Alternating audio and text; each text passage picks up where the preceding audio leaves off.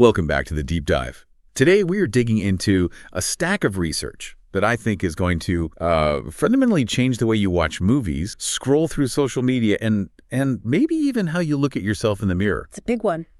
It is. We are tackling a subject that feels incredibly relevant, especially if you spend any time online. We're talking about what our source material calls the death of media literacy. Yeah, and I know that sounds like a heavy sort of academic title, but stick with us because what we're really talking about is a very human, very, very weird psychological glitch. We're basically asking, why do we consume these stories, fall in love with them, and yet consistently, and I mean consistently, misinterpret what they're actually trying to tell us? Right. And more specifically, why do people root for characters or, factions in fiction that represent the exact opposite of their real world values? Yep. It's a paradox. It really is. And to kick this whole thing off, we have to start with a scene that the source material just zeroes in on. It's from the film Glass Onion, a Knives Out mystery. Such a great starting point. It's perfect. And look, if you haven't seen it, don't worry, we'll paint the picture for you. But this one little scene is such a perfect encapsulation of the entire problem we're discussing today. It really is. So, okay, let's say you're at this lavish, completely over-the-top party on a private Greek island. As you do. As one does. And you have this character named Sai. He's a Twitch streamer. He's a men's rights activist, a failing political influencer. He's just desperate. He's sweaty, and he's grasping for relevance. He represents a very, very specific slice of the internet ecosystem, Yeah. The grifter who's trying to pivot into real power. Exactly. And he's cornered this guy, Monsignor Wicks, who is a controversial, powerful church leader. And Sai is pitching him. He's pitching on a team up. Right. He's trying to sell Wicks on the idea that they can combine Sai's, cult of personality online with Wicks's religious institutional influence to build a massive empire. He is literally pitching political domination. I mean, it's not subtle. Yeah. He wants to consolidate power and rule. Yes. He is manic. He's so intense. And he gets to the climax of his pitch and he says, and this is a direct quote highlighted in the source, "Together, we can build a real empire as father and son, like in Star Wars." Okay. And right there, that should immediately make you pause. Right. Father and son ruling the galaxy. That is explicitly the pitch that Darth Vader makes to Luke Skywalker on Bespin.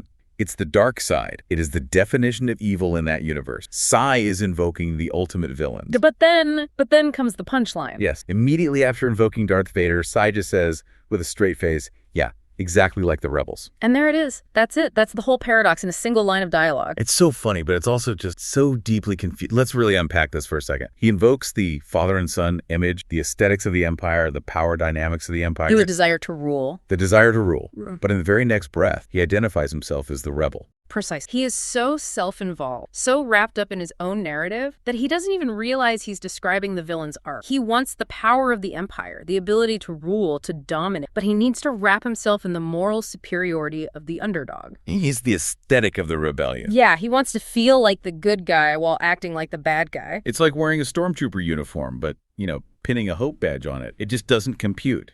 And the source points out that this character, Sai, is a caricature, right? The writer, Rian Johnson, wrote him to be laughed at. But the joke lands so hard because it reflects a very, very real phenomenon today. And this is where it gets really interesting, because the source material draws a direct line from that fictional joke to a very real tweet from Elon Musk in August of 2024. And this is the moment where the theory of the death of media literacy moves from, fun film criticism into real-world sociology. Absolutely. Yeah. So picture this. It's August 2024. Elon Musk tweets out a meme, and the text of the meme, it lists all these famous dystopian sci-fi franchises. It says, you watched The Hunger Games and sided with the Resistance. You watched Star Wars and sided with the Resistance. The Matrix, Divergent, V for Vendetta, and sided with the Resistance.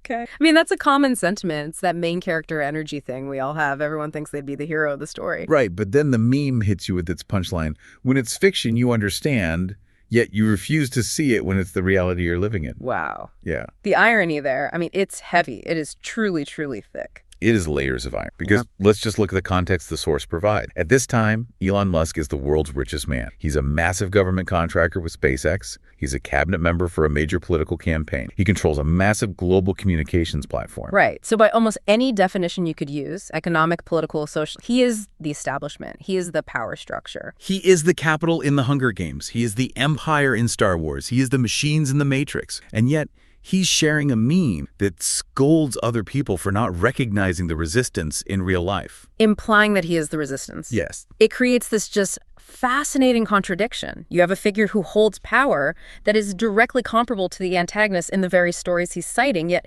he seems to genuinely perceive himself as the protagonist fighting against the system. And the source argues this isn't just, a difference of political opinion. It is a fundamental failure to understand the media that's being consumed. It is, in effect, the death of media literacy. And that really is our mission for this deep dive. We're not just here to point and laugh at a tweet. We want to understand the mechanism behind it. Why do people, and it's not just Musk, it's millions and millions of consumers, consistently misinterpret fiction? Yeah, why do we root for the rebels on screen but support the empire in the voting booth, or, vice versa, without ever seeing the disconnect? And the source material we're looking at suggests that there are 4 main drivers of this phenomenon, what we might call the 4 horsemen of media illiteracy. I do love a good list. We're going to break them down one by one. First, there's the psychology of self-delusion, basically why we're all wired to be the hero of our own story. Second, the blinding power of political labels, how words can actually stop us from thinking. Okay. Third, something called the Theurian argument, which is all about taking fiction way too literally. And finally,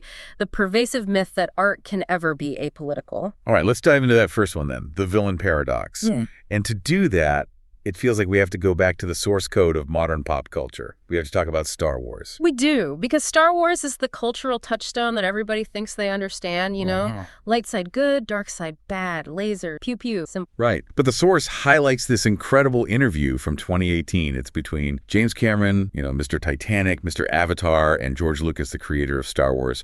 And they're just talking about the origins of the story. Yeah. And Lucas, he just drops this bomb about what the rebels and the Empire actually represent. It's such a revealing conversation because Lucas is very, very explicit. He states flat out that Star Wars was written as a message against American imperialism. Okay, wait. Let's just pause there. Because I grew up playing with Luke Skywalker toys. I wanted to be a Jedi Knight. I did not think I was critiquing American foreign policy when I don't think most people did, but Lucas, he explains the analogy so clearly. He specifically equates the rebel to the Viet Cong. The Viet Cong. Yes, the Viet Cong. And he equates the empire to the American establishment during the Vietnam era.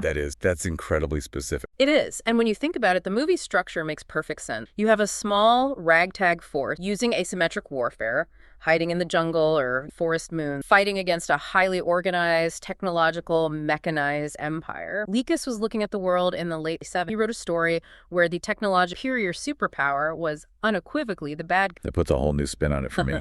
And in that same interview, Cameron quotes that famous line from the prequels, "This is how liberty dies," with thunderous applause. And Lucas's response is frankly chilling. Remember, this interview is from 2018. He just looks at James Cameron and he says, we're in the middle of it right now. We're in the middle of it right now. Wow. He was directly critiquing the political climate of 2018, linking his space opera directly to the real-world erosion of democracy. He's basically saying, look around. The empire isn't in a galaxy far, far away. So, okay, bring this all back to the Musk tweet. The source argues this is exactly why the tweet is doubly fun. You have Musk citing Star Wars, a story explicitly written to critique the exact type of consolidated imperial power he represents, and he's using it to scold other people. It's what the source calls the villain paradox. Musk scolds people for not applying the lessons from fiction to reality. But the source argues that if Musk actually did apply the lesson of Star Wars to reality, he would have to look in the mirror and see the empire staring back, not the rebellion. So why doesn't he? Why doesn't he see it? Is it cynicism? Is he just lying to his followers to manipulate them? Well, the source suggests it's actually something deeper. It's psychological. And this brings us to our first major reason for media illiteracy. No one, and I mean no one, thinks they are the bad guy. Everyone's the hero of their own. Precisely. The logic, as it's laid out, goes something like, in Musk's mind, and in the minds of many, many viewers, Star Wars is good. It's a beloved cultural cornerstone. It's something I like. Right. And then the next thought is, I'm good. Therefore, I must be aligned with the good thing in the rebels. It's like a transitive property of good. A equals B, B equals C, so A must... Exactly. It completely bypasses any critical analysis of the text itself. So instead of looking at the actions of the empire, suppressing dissent, consolidating power, using overwhelming military might, and comparing those to real-life actions, the viewer just looks at the feeling. The vibe. The vibe. I dislike my enemies, the rebels dislike the empire, therefore my enemies are the empire, and I am a... That is so simple, but it explains so much. It's not about the structural or political parallels at all. It's about the emotional vibration. I feel like a rebel. therefore. And the source argues that it's fundamentally delusional to warp an entire story to fit your worldview, rather than just admitting that you might disagree with the story's core message. Right. I mean, you could say that. It's perfectly valid to watch Star Wars and say, you know what? I actually prefer order and strong, centralized authority. I disagree with Lucas. I think the Empire had some good points. The trains ran on time on the Death. Exactly. But people don't do that because admitting you side with the villains makes you feel like a villain. So instead, they just rewrite the meaning of the film inside their own heads to keep themselves as the hero. It preserves the self-image. And that word delusion is the perfect transition to our second segment, because the source didn't just stop at saying people are delusional. They went and looked up the actual science of why we're all so delusional. Yes, this was a really fascinating detour in the source material. They reference a book by the psychologist Stuart Vyse. It's titled The Uses of Why It's Not Always Rash to Be Rash. I love that title. It feels so counterintuitive. I mean, we're all taught that being rational is the ultimate goal, right? Right. But Vyse argues that from an evolutionary perspective, delusion is actually a necessary survival. It's a feature, not a bug. Okay, so the source mentions the Lake Wobegon. I think I've heard of this. It's the dry. That's the classic one, yeah. A 1980 study showed that 87.5% of Americans, they are above average driver. Which just mathematically is impossible. You cannot have nearly 90% people be above the 50th percentile. It doesn't work. Exactly. It is a statistical impossibility. But, and this key point from Vyse's work, we need that delusion. But why, though? Why do we need to believe we're better drivers than we actually are? Well, let's extend it beyond drive. Think about starting a business. The source points out that the vast majority of small business fail. The statistics are absolute. Or marriage. Nearly 50% of marriages end in divorce. Statistically, the odds are pretty rough. Right. So if you were a perfectly rational person and you just looked at the spreadsheet of life, you'd probably say, you know what? Don't open that bakery and definitely don't propose. Exactly. If everyone was perfectly rational and looked at the raw data, no one would ever start a business or get married. We would be completely paralyzed by the likelihood of failure. So we need the delusion of I am the exception just to function in the... We needed to take risks. We needed to get out of bed in the morning. The source also mentions white lies as a kind of coping mechanism. You know, telling yourself a loved one isn't really gone right after they die, just to get through that initial shock, absorb harsh. That makes a lot of sense. And this is where it gets really, really interesting, especially when you bring mental health into it. There's a concept called depressive realism. And the research shows that people who are moderately depressed are actually more accurate at assessing their own competence and their standing in the world. Wait, really? Depressed people see things more clearly. Yeah, the data is pretty solid. Non-depressed people, so-called vastly overestimate. They think they're smarter, good-looking, and yes, better drivers than they actually are. Depressed people are the ones who see themselves and the world more active. Wow. So, to be happy, you kind of have to be a little bit wrong about yourself. In a way, yes. Happiness is partially fueled by a benign delusion. But when we apply this back to media literacy and the Elon Musk example, we start to see the dark side of that same mechanism. Right. Because if Musk is happy and secure in his belief that he's the rebel, what happens if you try to take that away from him? The source argues that Musk and others who think like him maintain that delusion, that they are the good guys, because facing the alternative would be psychologically devastating. If he actually processed the information and admitted, oh, wait a minute, in this Star Wars analogy, I'm actually the Empire, that would it would force a complete worldview collapse. It would trigger a massive identity crisis. Am I the villain? I mean, who wants to ask that question? It's terrifying. So the brain does what it's designed to do. It protects the ego. He stays the hero, and the movie remains a favorite. The cognitive dissonance is resolved by simply ignoring the text. Okay, that makes a ton of sense for the individual. I can totally see why a billionaire needs to think he's Batman or Luke Skywalker. But what about the masses? You know, the millions of people who like and reply to that tweet, the fans, they're not all billionaires. Why are they misreading these stories? And that question brings us perfectly to the second horseman of media literacy, the label trap, or, as the source frames it, the very specific problem of the word woke. Oh boy, here we go, the W word. It is a charged term, I know.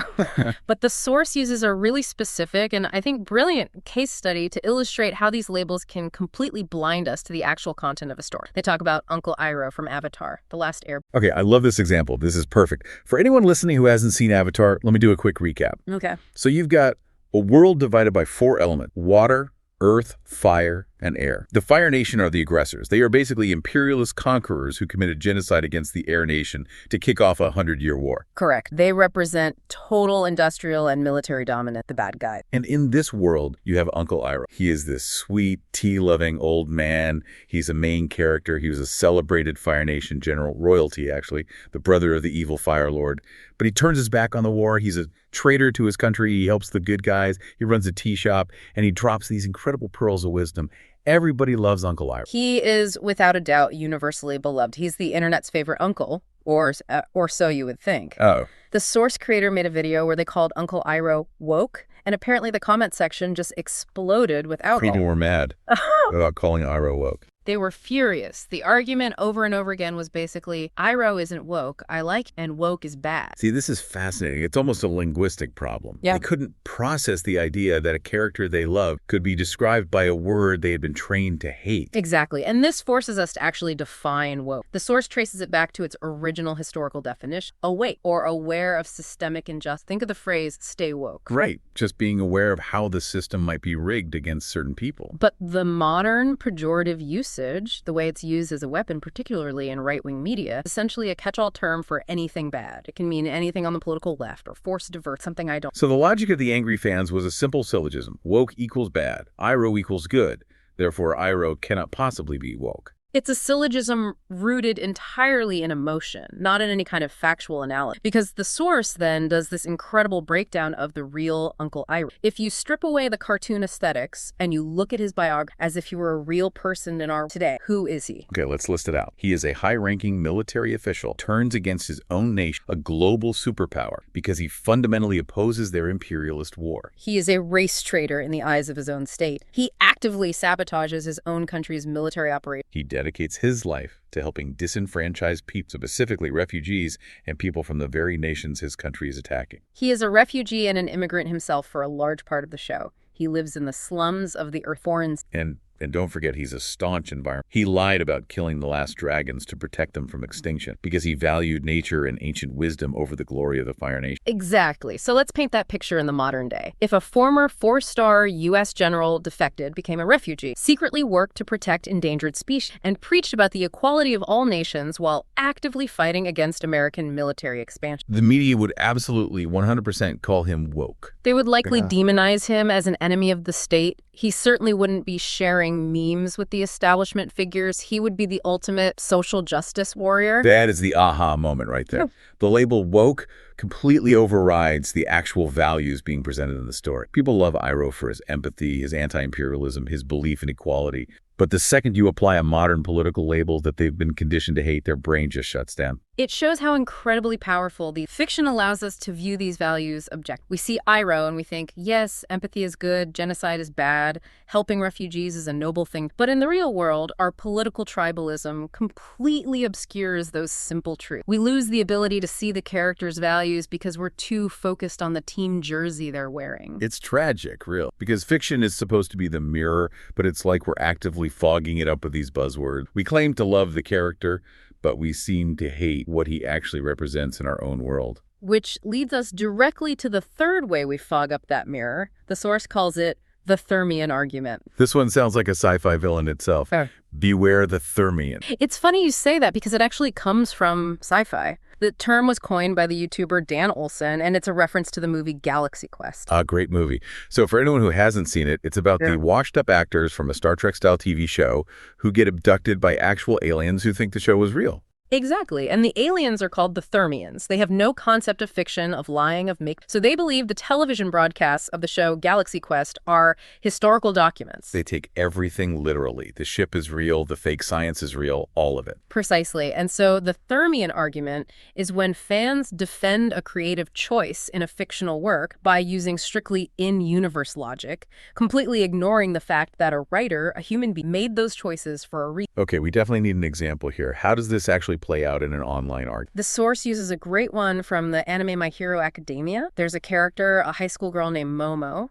Her superpower is that create objects from her body, cannons, shields, anything she can imagine. But to use her power, her outfit has to have a lot of exposed skin. It's revealing. It's basically a bikini with a utility. Put it mild. Now, the criticism, the real world or doylist, is that the character design is gratuitous. Fan service. It's sexualizing a teenage character for the audience. Right. But then the fans jump in with the Theurian defense. Exactly. They'll say, no, you don't understand. She has to dress that way. It's just logical. If she wore armor, the objects couldn't pop out of her skin. It's just how her powers work. It's science. But that completely ignores the fact that the writer invented the science. Precisely. The writer could have just as easily said she can create objects through her clothes, or her suit is made of permeable nanotech, or the objects materialize a foot in front of her. The writer chose to make the power work that way, specifically to justify the outcome. So the Theurian argument pretends the fictional world is this closed loop of history that the writer is just,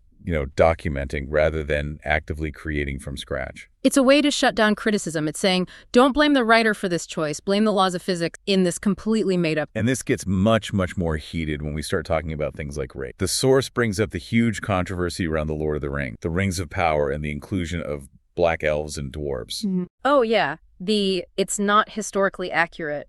Which is the Theurian argument in its purest form. Mm-hmm. Tolkien didn't write black elves, therefore it's not faithful to the lore. But the source has a really interesting two-pronged rebuttal to this. First, they tackle the historical accuracy of a fantasy Europe. They reference a book called Black, which points out that Black people lived freely in Europe, and specifically in the UK, as far back as the 1st century. So the whole idea of uniformly all-white medieval Europe is itself a myth. It's a fantasy. But even beyond that, the source argues that it's a very selective form of literal. We, as an audience, accept dragons. We accept magic rings that turn you invisible. We accept that a 50-hour audiobook is cut down to a 3-hour movie involves changing massive plot points and characters. We accept all of that. We accept all of it without blinking. But the moment a Black person is cast as an elf, suddenly we need strict, unwavering adherent historical act.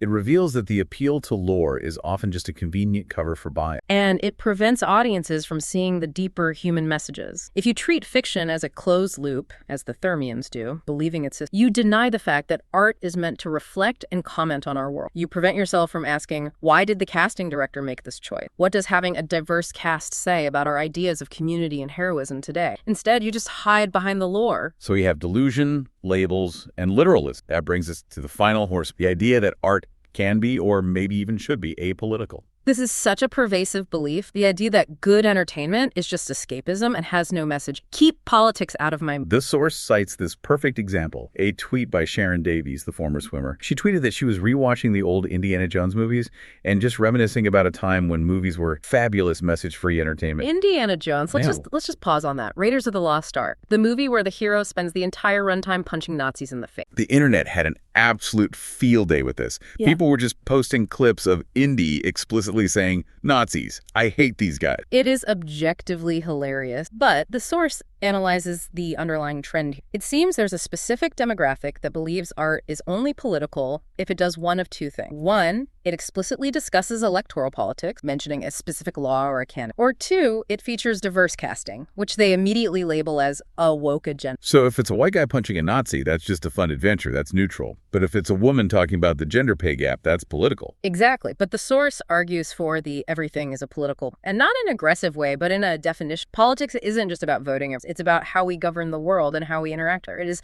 the structure of our society. They use the rom-com example, which I thought was just brilliant. Yeah. Because rom-coms feel like the fluffiest, most apolitical genre imaginable. Hallmark Christmas movies. Right.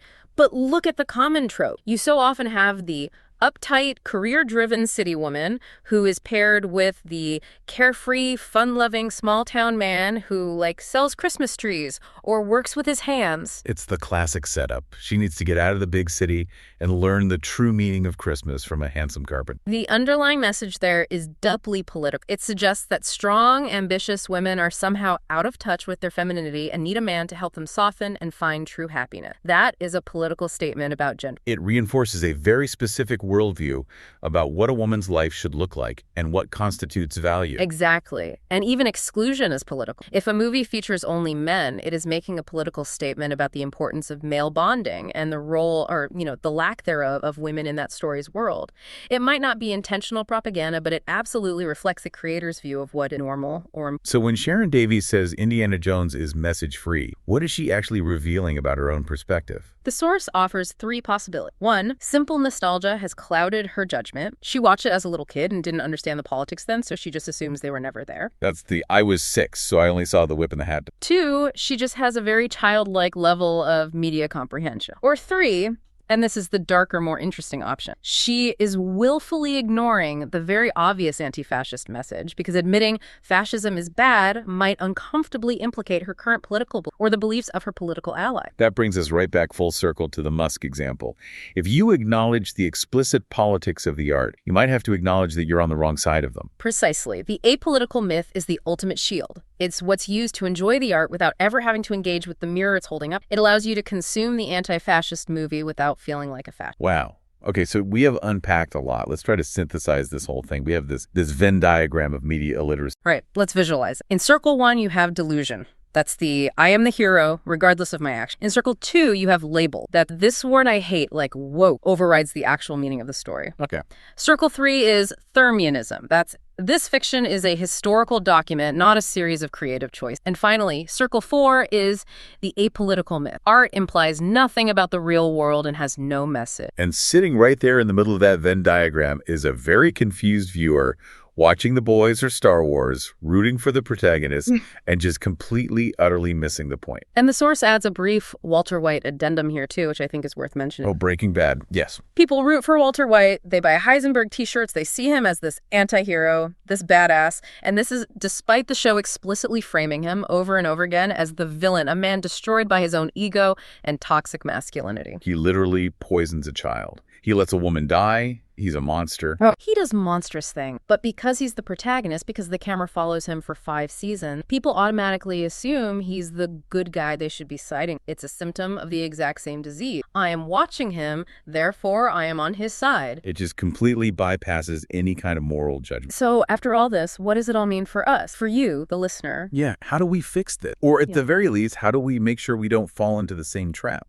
Well, the source ends with a really provocative question framed from the artist. The artist is basically asking the audience, did you understand my art, or are you too delusional to appreciate? That's a heavy question to leave people. It is, but it challenges us. When you watch your favorite movie next, ask yourself, am I actually rooting for the values I hold in real life? Or am I just enjoying the explosions and the cool costumes while ignoring the fundamental challenges? It's about active engagement. It's about not just letting the media wash over you, but interrogating. And I guess interrogating yourself at the same time. If you find yourself on Twitter cheering for the rebels in a movie trailer, but then mocking real-life protesters on the street, it's worth asking yourself why. The answer might be uncomfortable, but it's the first real step toward action. And that is where we will leave it for today. A huge thank you to the source material that gave us this incredible breakdown. And of course, thank you to you, the listener, for diving deep with us. Indeed. Keep watching, but more importantly, keep thinking. We'll see you on the next Deep Dive.